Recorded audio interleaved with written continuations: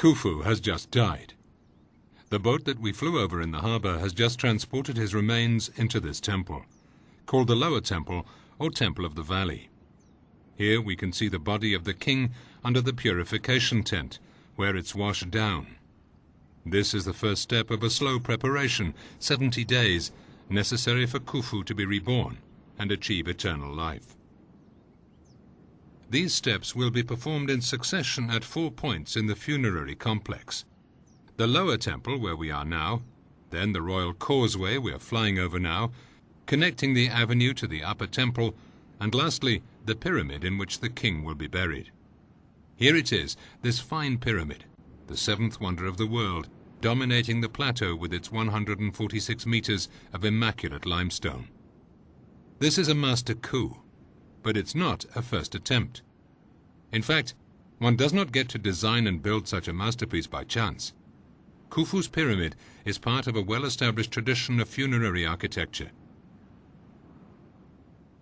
The Egyptians continued to improve their construction technology right from the very first pyramid.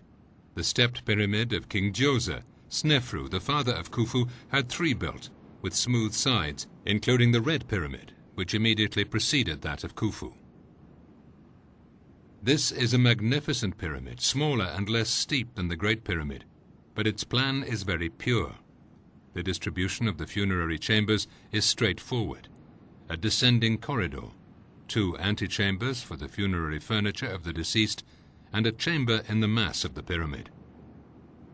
All these chambers are covered with a corbelled vault, that is to say, a vault constructed of rows of stones that become closer with increasing height and capable of supporting enormous vertical loads. The Egyptians had mastered this technique a long time before. The distribution of the corridors and internal installations is in line with what is observed in the previous pyramids.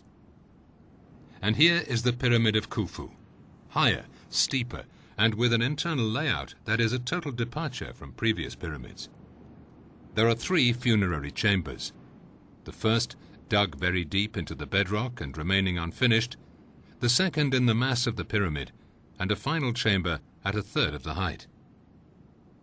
This chamber is extraordinary, not only because of its location between 43 and 64 meters high, higher than anything known before, but also because it possesses a flat ceiling and 4 false ceilings beneath the roof of limestone rafters. We will see that this choice of a flat ceiling profoundly influenced the structure of the pyramid and its method of construction. One could even say that it was a determining factor. As for the corridors, they are more numerous than in the Red Pyramid, some branching off from the funeral chambers with quite a tortuous geometry. Finally, there is this enormous oblique structure, the Grand Gallery, unique in the architecture of the pyramids.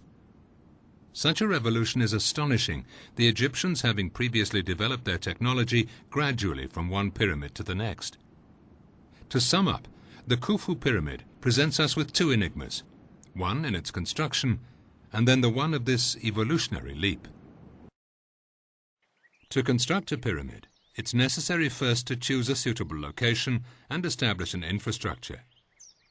On the Giza Plateau overlooking the Nile Valley, the Egyptians find an ideal location, quite large, gently sloping, and with limestone in abundance. They start to build the infrastructures there.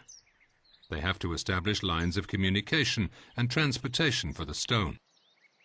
They dig the necessary canals to transport the stone, including Tura limestone, extracted from the east bank of the Nile, and Aswan granite, quarried 900 kilometers south of Giza. There, they have to house the workers. There will be about 4,000 people working permanently on the site.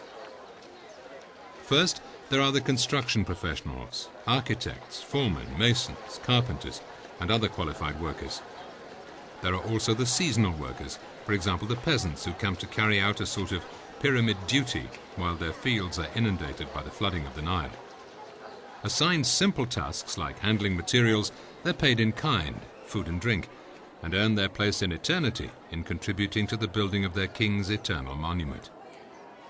Finally, there are the ancillary services and all their trades, toolmakers and repairers, butchers, bakers, fishmongers. Contrary to later popular belief, there are no slaves. Constructing the pyramid is an enterprise that is both religious and social. It is the big state project that unites Upper and Lower Egypt in one common venture. Besides the canals and the towns, 2 ports are required: a commercial port for the ancillary services and a port to receive the construction materials, which we're flying over now. And here are the red granite beams from Aswan. The Egyptians extract them by striking the stone with balls of dolerite, a material much harder than granite. This is very long and very painful work. These beams were ordered right at the start of construction and will not be installed until 14 years later. Extraordinary proof of anticipation and planning. You can see now the limestone rafters from Tura that will top various chambers in the pyramid. This very beautiful, fine white limestone will also be used for encasing the monument. And right here are the limestone blocks from Tura, which would form the skin of the pyramid. This limestone had a special characteristic. It was very soft in the quarry, but hardened quickly on contact with the air once mined. Because the Egyptians did not yet know how to forge iron, the hardest cutting material they had available is copper. Therefore, they had to cut the soft stones immediately to their final form, complete with beveling. These casing stones were then numbered and shipped to the work site, a perfect example of prefabrication. We look back on the 5th year of construction, which also corresponds to the 5th year of Khufu's reign. The materials that had arrived at the port would now be transported along a wide causeway leading to the work site that we can see in the distance. The causeway, which we will call the port ramp, had a gentle slope of about 8% and ample width, enough for the massive supplies required for the work site. Following the topography of the plateau, it ran judiciously through the middle of other quarries, providing limestone that was of a lesser grade than that from Tura, but was abundant on the plateau. They would supply the major part of the materials for the pyramid. Here in red, we see the route taken by the granite beams. In mauve, the route used to transport the limestone extracted from these quarries that are starting to be exploited, and in white, the route used for the limestone supplies from Tura. You see that the quarrymen were working on smooth surface stones and more crudely cut stones at the same time. We will soon see why.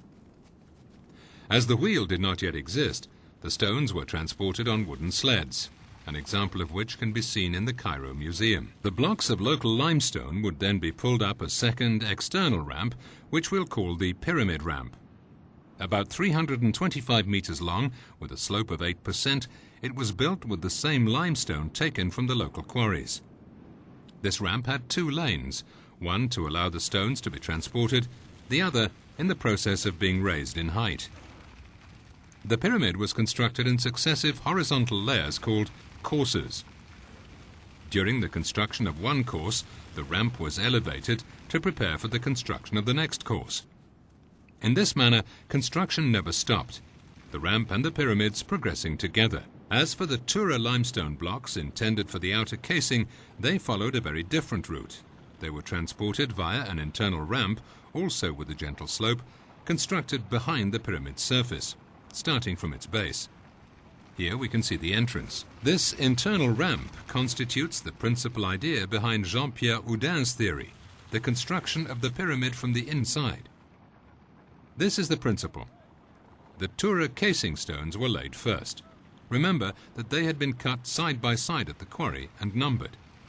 So they only had to be laid according to their numbers, rather like the pieces of a model, to construct a perfect casing right from the start. There was therefore no need for facing at the end of construction, which represented a great saving of time, especially when we consider there were 84,000 square meters of casing. When this was done, there was an enclosed working area into which the cut blocks of local limestone were brought by way of the external pyramid ramp for the construction of a second belt about 20 meters thick. This structure gave the pyramid its solidity. It's these stones that can be seen today, the Tura limestone having been removed in the Middle Ages for the construction of the monuments of Cairo. Once this finely finished structure was in place, there was no longer any need for such fine construction. Speed was of the essence. The center of the pyramid was thus filled with very roughly hewn stones, blocked with quarry rubble and often a little mortar. There was one exception, however. this sort of finely finished peninsula visible in the middle of the infill. This was to serve as the foundations on which all the internal works, as the Grand Gallery and the King's Chamber, would be constructed. Given their importance, it was out of the question to build such structures without solid foundations. The Egyptians were also smart. They constructed the pyramid in another limestone quarry. The terrain having a slight slope, they kept a section of bedrock about 7 meters high. This light patch that we can see at the top right inside the monument. Only the bases of the casing stones were leveled at the start of construction. The pyramid was thus anchored solidly on this natural foundation. In doing so, they used almost 400,000 tons of limestone that was already on site. The Egyptians thus continued to construct the pyramid in successive courses from level 7 to level 43, that is, from 7 meters to 43 meters high. At level 43, the volume constructed represents about 2/3 of the volume of the structure. The Egyptians supplied the worksite with local limestone using the external ramp and transported the casing stones of Tura limestone up the internal ramp, the start of which we can see on these images from the CATIA 3D scientific software. On this cross-section of the monument we can see the route of the funeral procession traditionally put forward. Entering by the descending corridor, the procession turned sharply to climb the ascending corridor. This already poses a problem because of the length of the sarcophagus. It then followed the Grand Gallery and its very steep slope, which would have made progress difficult, to reach the chamber with the portcullis slabs, and then, finally, the King's Chamber. This chamber had to be sealed after the ceremony, and it's here that the principal problem arises. The block used for this purpose is shown in this photograph, next to a person to show the scale. It remained inside the chamber for almost 1,200 years, until it disappeared during restoration work in 1998. This block can only have been put in place from within the chamber. It's slightly too big to have come through the Grand Gallery, and to have travelled through the small passage crossing the chamber with the portcullis slabs. Then there's a big problem. It would have taken about 10 workers to push this stone in order to close the chamber, which means that these unfortunate workers would have been walled up alive. This was not at all in the Egyptian funerary tradition. Moreover, Caliph al-Ma'mun, responsible for opening the chamber at the time of an expedition in around 820, found only a single body, the mummy of Khufu, in the sarcophagus. The commonly accepted route for the funeral, therefore, appears totally unrealistic. But in this case, what route did the funeral procession take? How was the chamber sealed? And how did the officiants and workers leave after the king's burial? This is what we'll attempt to understand, but first, let's go back to the preparations for the ceremony. Let us return to the lower temple, where we left Khufu in the purification tent. The preparation of the body, as we've said, lasted about 70 days, of which the major part was devoted to mummification. The first mummies probably came about by chance. Bodies buried in the desert sand were preserved in an astonishing way because of the heat and dryness. Impressed by these almost intact bodies, which the wind exposed from time to time, the Egyptians sought to reproduce this phenomenon voluntarily, convinced that perfect conservation of the body was an essential requirement for life in the hereafter.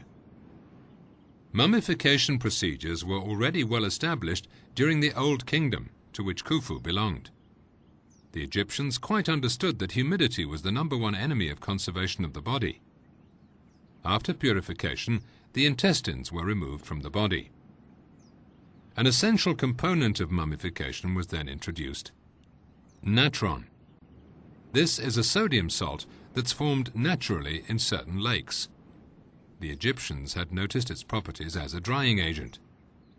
And so the viscera were washed, placed in 4 vases, the canopic jars, then dried using natron. As for the body, it was stuffed with linen and sawdust impregnated with natron, and it was also plunged into a natron bath. Only the heart was left inside, the seat of thoughts and feelings.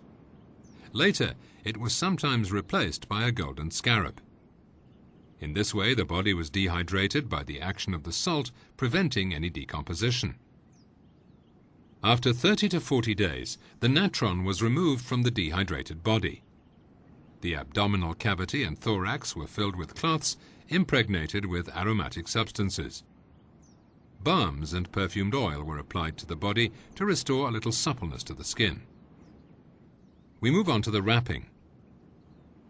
The body of Khufu was wrapped in strips of linen, starting at the extremities, the hands and feet. For so big a king, up to 7 layers of the finest linen were used. The total area of fabric used could reach almost 400 square meters for such a high personage, and the wrapping could take about 2 weeks. Between each pair of layers, magic amulets were placed, destined to assist and protect the king in the afterlife, while the high priest chanted prayers. The mummy was then wrapped in a shroud and placed in a wooden sarcophagus. Khufu was ready to go to his last resting place. Khufu left the lower temple with his procession of officiants and mourners and was carried up the covered royal causeway. This progression in the shade symbolized that of the sun during the night. Like the sun, Khufu had to confront dark forces to carry out his emergence into light and be reborn. Just as Nut, the goddess of the sky, swallowed the sun in the evening to give it rebirth in the morning, Khufu disappears into the dark, covered causeway. We see him again emerging and entering the upper temple, which backed onto the pyramid. Some more rituals before proceeding inside for the burial proper. Like all the deceased, Khufu had to appear before Osiris. For this purpose, and also to pursue his afterlife, it was necessary to give him back his senses, and therefore to reopen the 7 orifices in his head. The high priest, or certainly the elder son of Khufu, started by burning incense in a small scepter in the shape of an arm. This was the purification of Horus. Then several liquids and resins were poured onto the sarcophagus. This was the purification of Thoth. Finally, the nostrils were touched with an implement called a setep to return breath to the deceased, and then in turn the ears, the eyes, and lastly the mouth. Khufu was now ready to appear before Osiris for the weighing of the souls, where, his speech having been returned to him, he could make his negative confession. Leaving this ceremony to follow its course, we follow the officiants who were already transporting Khufu's funerary furniture into the pyramid. In fact, the Egyptians believed that the deceased had to find all the objects necessary for everyday life, from furnishings right down to the smallest ordinary objects, in the afterlife. The funerary furniture was usually stored in antechambers adjacent to the burial chamber. And this is where the question arises of the observed departure in the Great Pyramid from the internal architecture of the preceding ones, especially Red Pyramid. As already mentioned, the internal plan of the Red Pyramid is remarkably simple. What's striking about that of Khufu's pyramid, besides its greater complexity, is the absence of antechambers. Some have assigned this role to the underground chamber or to the intermediate chamber known as the Queen's Chamber. However, the funerary furniture had to be readily accessible to the deceased, which then would not have been the case. Others then thought about the Grand Gallery, but its steep slope makes this hypothesis unlikely. So, why would the Egyptians have abandoned a plan that was so effective in the Red Pyramid? And why don't we find antechambers adjacent to the King's Chamber in the Great Pyramid? Jean-Pierre Houdin has studied all the pyramids of the 3rd and 4th dynasties. He perceived a logical evolution from one pyramid to the next in a handing down of knowledge. As the Red Pyramid immediately preceded Khufu's pyramid, it's probable that the designers of the former, or their immediate disciples, designed the latter. Therefore, there was no logical or practical reason to introduce a major change in the internal architecture of the new pyramid. Consequently, Jean-Pierre Houdin had the idea of inserting the same arrangement of antechambers as that found in the Red Pyramid into Khufu's pyramid, but raised to the level of the King's Chamber at a height of 43 meters and behind the Grand Gallery. This new arrangement worked perfectly in Khufu's pyramid. In addition, if we observe the result in space, it explains several curiosities in the internal plan of the structure, especially where the offsetting of the Grand Gallery is concerned, It does not lie along the monument's north-south axis, since the antechambers are on this axis. Similarly, the twisted shape of the shafts from the Queen's chamber and the King's chamber becomes logical if these shafts had to bypass the antechambers and the passageway that connected them to the King's chamber. If we assume that Khufu's pyramid reclaims its antechambers, the true funeral circuit, which Jean-Pierre Houdin calls the noble circuit, becomes quite different.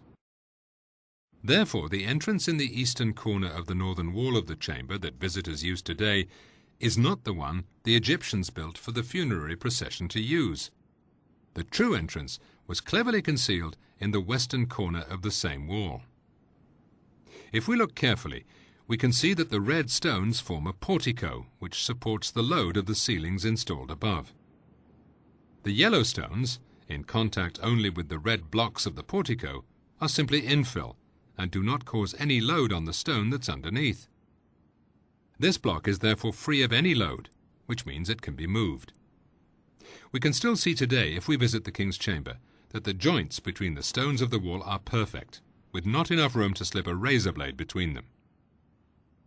On the other hand, in the vertical joint between this block and the neighbouring block to the right, you could insert a credit card. Moreover, microgravimetric analysis in 1986 detected a clear zone of low density in this area. Let's now go through this block and follow this small passageway behind it. We descend and penetrate into the first antechamber, in which some of the funerary furniture was stored. The passageway connecting the two antechambers that we're going through now is exactly on the north-south axis of the pyramid. Now we enter the second antechamber. Both have corbelled vaults, just as in the Red Pyramid of Snefru, Khufu's father. Now we can see the cross-section of the pyramid that unveils the new funerary architecture. We will also observe these elements in a series of views generated by the CATIA 3D scientific software showing these various elements. We can see the known internal architecture of Khufu's pyramid in green in this 3D model. We first need to enter the pyramid and gain access to the new funeral circuit. At the entrance to the pyramid and providing access to the new circuit, we find two small new rooms in purple.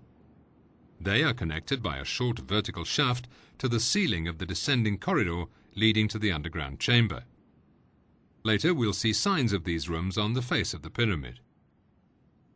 Starting from these rooms, there's a first horizontal corridor in yellow rejoining the Queen's chamber. Next comes a second ascending corridor in yellow leading to the antechambers.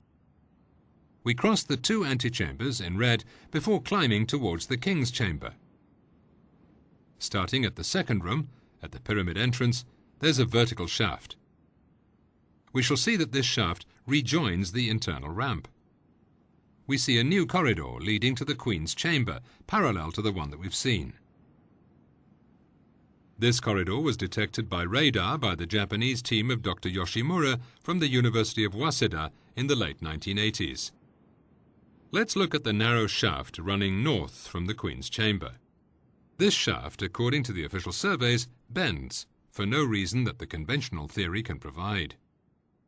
On the other hand, if one accepts the hypothesis of the antechambers, this corridor needed to avoid the access corridor to the first antechamber. The bend then seems entirely logical. The same goes for the other shaft, the one from the King's chamber. This shaft had to avoid a room that contained the mechanism to close the King's chamber. Again, we find a rational explanation for the turns indicated by the official surveys. So these antechambers, inherited from the Red Pyramid, fit perfectly into Khufu's pyramid without coming into conflict with the rooms and corridors that we know. Better still, they are integrated perfectly into the complicated layout of the shafts, for which they provide a logical justification. Now, let's look at the relieving chambers. In truth, these rooms do not relieve the King's chamber at all. Structurally speaking, the Egyptians could have built the roof in an inverted V above the first ceiling to take the vertical loads from the top of the pyramid. These loads are deflected sideways by this roof, a bit like water on an umbrella, and are distributed through the mass of the monument. With a single flat ceiling, This roofing would therefore have protected the king's chamber perfectly. As for the Grand Gallery, because of its sloping form, it could very easily have withstood the small loads transferred to it, working just like a buttress in a cathedral. On the other hand, if we assume the existence of these antechambers, we can see that the vertical loads deflected by an inverted V-shaped roof would have come to bear obliquely on their ceilings. And it's there that a big problem occurs. Because of their structure, the corbelled vaults of the antechambers can take enormous vertical loads, but they cannot withstand side loads at all.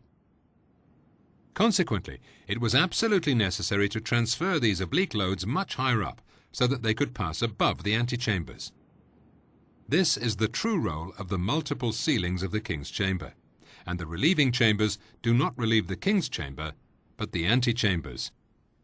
The yellow arrows show the deflection of the loads by the roofing, and the pink zone is totally relieved, which effectively guarantees the security of the antechambers. On its own, the choice of a flat ceiling for the king's chamber required the construction of the Grand Gallery as a slideway for a counterweight to hoist the granite beams. As this traction system had already been built, it also allowed this astonishing structure of 5 ceilings to be built, this time to protect the antechambers. But all this obviously cost a great deal in time, planning, and materials. The Egyptians were never to repeat the experience. Let's now look at the room by the entrance, which provided access to the various corridors. At the northern face, and some meters behind a common entrance by means of the descending corridors that we've seen, we find 2 successive rooms providing access to a new group of corridors built into the pyramid. Moving to the exterior of the pyramid, let's turn back to look at the facade. Above the present entrance to the pyramid, you can see a big hole at the place where this room is. You can also see a double pair of limestone rafters located well above the original entrance. Now, in architecture, the installation of such rafters is never arbitrary. They always serve to cover a void.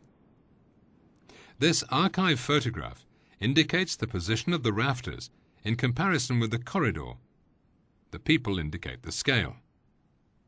These rafters appear disproportionate in comparison with the size of the opening, and they're positioned too high up, especially since enormous beams already cover the corridor. We can also see that several pairs of rafters seem to be missing, 6 at the bottom and 3 at the top. All this proves that there really was a first room above the descending corridor. A second room is located just behind the big stone, with fluting that we can see under these rafters. Let's look closer at this fluted stone, for it could only have been put into position from inside the second room. Protruding strips of mortar on the outside prove it. Remember also that the Greek geographer Strabo, who lived at about the beginning of the 1st century, wrote, "A little way up one side, there's a stone that may be taken out. When that is removed, there's a sloping passage leading to the tomb." This is the moment to follow the funeral procession as it entered the pyramid, travelling down the descending corridor for a few meters.